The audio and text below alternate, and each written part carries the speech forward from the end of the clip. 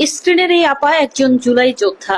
NCP নেতাদের প্রতি অভিযোগ এনে বলেন, এনসিপি নেতারা জুলাই বিক্রি করে ফেলেছে। এই এনসিপি নেতারা যদি আগে আমাদেরকে বলতো যে তারা নতুন রাজনৈতিক দল গঠন করবে, পদ পদবি ভাগাভাগি করবে, তাহলে কখনোই আমরা আন্দোলনে নামতাম না।